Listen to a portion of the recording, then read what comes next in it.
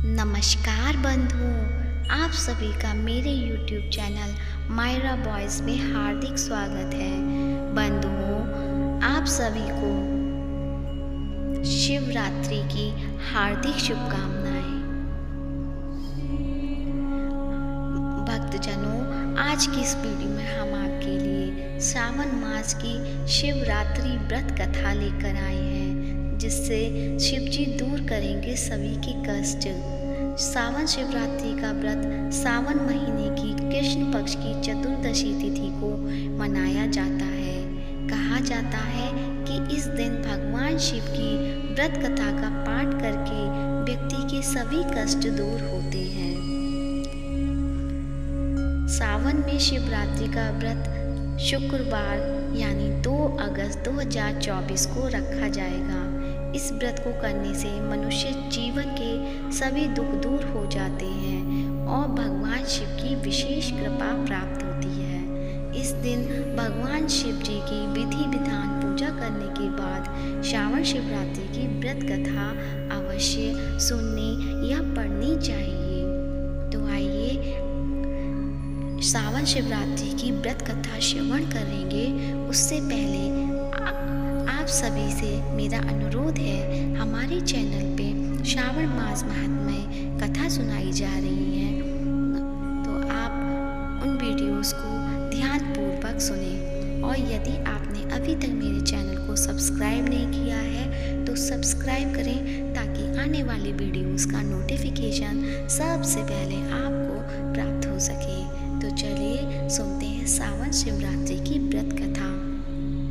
बोलो शंकर भगवान की जय। धार्मिक कथा के अनुसार चित्रभानु नामक का एक शिकारी था, जो जंगल में जानवरों का शिकार करके अपना घर चलाता था। शिकारी के ऊपर साहूकार का काफी कर्ज था, लेकिन कर्ज ना चुका सकने के कारण क्रोधित साहूकार ने उसको बंदी बना लिया था। जिस दिन साहूकार ने उसे बंदी बनाया वह शिवरात्रि का दिन था। बंदी रहते हुए शिकारी शिव संबंधी धार्मिक बातें सुनता रहा। वहीं उसने शिवरात्रि की व्रत कथा भी सुनी। शिकारी का पूरा दिन ऐसे ही गुजर गया। शाम को साहूकार ने चित्रभानु को 1 दिन का समय दिया कर्ज चुकाने के लिए और उसे छोड़ दिया। कर्ज चुकाने के लिए चित्रभानु पूरे दिन बिना कुछ खाए पिए जंगल में शिकार ढूंढते हुए बिता दिया। ऐसे ही शाम निकल गई और रात हो गई। इसके बाद वो रात बीतने के इंतजार में बेल के पत्ते पर चढ़ गया। इसी पेड़ के नीचे शिवलिंग था।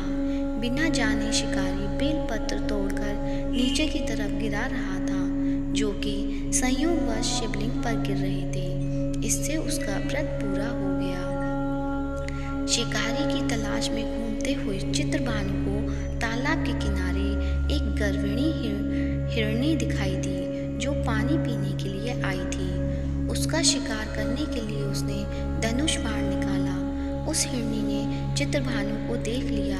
इस पर उसने शिकारी से कहा कि उसके प्रसव का समय है, तुम 2 जीव की हत्या करोगे या ठीक नहीं। हिरनी ने शिकारी से वादा किया, जब उसका बच्चा इस दुनिया में आ जाएगा तब वो खुद आएगी, तब वह उसका शिकार कर सकता है, लेकिन अभी उसे जाने दे। शिकारी ने उसकी बात मान ली और जाने दिया। इसके बाद प्रत्यंचा चढ़ाने तथा ढीली करते समय कुछ शिवलिंग पर कुछ और बेलपत्र गिर गए। ऐसे में चित्रभानु से अनजाने में शिव की प्रथम पहर की पूजा भी हो गई। कुछ देर बाद शिकारी को एक और हिरनी दिखी। उसे देखकर शिकारी बहुत खुश हुआ और शिकार करने के लिए तैयार हो गया। हिरनी ने उससे निवेदन किया कि वो कुछ ही देर पहले ऋतु से निवृत्त हुई है और अपने प्रिय को ढूंढ रही हूँ। मैं एक कामातुर विहरणी हूँ। जैसे ही मुझे मेरा पति मिल जाएगा वैसे ही मैं आ जाऊंगी। रात का आखिरी पहर बीतने ही वाला था। इस बार भी चित्रभानु से बेलपत्र टूटकर शिवलिंग पर गिर गए। इससे दूसरे पहर की पूजा भी हो गई। 2 शिकार को खोकर शिकारी चिंता में पड़ गया था। रात्रि का आखिरी पहर बीतने को था कि तभी एक अन्य मृगी अपने बच्चे के साथ उधर से निकली। शिकारी ने उसे देख तुरंत धनुष पर तीर चढ़ा दिया और वे तीर छूटने को ही था कि मृगी बोली कि मैं इन बच्चों को इसके पिता के हवाले करके लौट आऊँगी। इस समय मुझे मत मारो। दो शिकार खोकर शिकारी चिंता में पड़ गया था। रात्रि का आखिरी पहर बीतने को था कि तभी एक अन्य मृगी अपने बच्चों के साथ उधर से निकली। शिकारी ने उसे देख तुरंत धनुष पर तीर चढ़ा दिया और वे तीर छूटने को ही था कि मृगी बोली, मैं इन बच्चों को इनके पिता के हवाले करके लौट आऊँगी। इस समय मुझे मत मारो। मैं इनके पिता को सौंपकर तुम्हारे पास तुरंत लौट आऊँगी। मृगी की बात सुनकर शिकारी को उस पर दया आ गई। उसने उसे भी जाने दिया। मैं इन्हें इनके पिता को सौंपकर तुम्हारे पास तुरंत लौट आऊँगी। मृगी की बात सुनकर शिकारी को फिर दया आ गई। इस तरह उसके तीसरे पहर की पूजा भी स्वतः ही संपन्न हो गई। पूरी रात इंतजार करने के बाद सुबह शिकारी को एक हिरण दिखा। उसने निश्चय किया कि वो उसका शिकार जरूर करेगा। शिकारी ने प्रतिज्ञा चढ़ा ली। इस पर हिरण ने कहा कि अगर उससे पहले आई 3 हिरनियों को उसके बच्चों का शिकार उसने किया हो तो उसका भी शिकार कर ले, जिससे उसे उसके वियोग में दुखी ना होना पड़े। लेकिन अगर उन्हें जीवन दान दिया तो उसे भी छोड़ दे। जब वो उन सभी से मिल लेगा तो वो आ जाएगा। यह सुनकर शिकारी ने उस हिरण को रात भर का घटनाक्रम बताया। तब हिरण ने कहा कि वो 3 हिरनियों उसी की पत्नी हैं। हिरण ने शिकारी से कहा कि जिस तरह से तीनों हिरनी प्रतिज्ञाबद्ध होकर यहाँ से गई हैं, अगर उसकी मृत्यु हो जाती है तो वो धर्म का पालन नहीं कर पाएगी।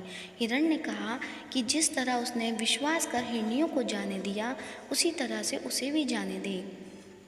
वह जल्दी ही पूरे परिवार के साथ शिकारी के सामने हाजिर हो जाएगा। जाने अनजाने में ही सही उपवास, रात्रि जागरण और शिवलिंग पर बेलपत्र चढ़ाने से शिकारी का हिंसक हृदय अब निर्मल हो गया था। उसके हाथ से धनुष टूट गया और उसने मृग को जाने दिया। थोड़ी देर में वह मृग सब परिवार शिकारी के सामने उपस्थित हो गया, किंतु जंगली पशुओं की ऐसी सत्यता और सामूहिक प्रेम भावना देखकर शिकारी को बड़ी ग्लानि महसूस हुई। उसने मृग परिवार को जाने दिया और अपने कठोर हृदय को जीव हिंसा से सदा के लिए हटा दिया।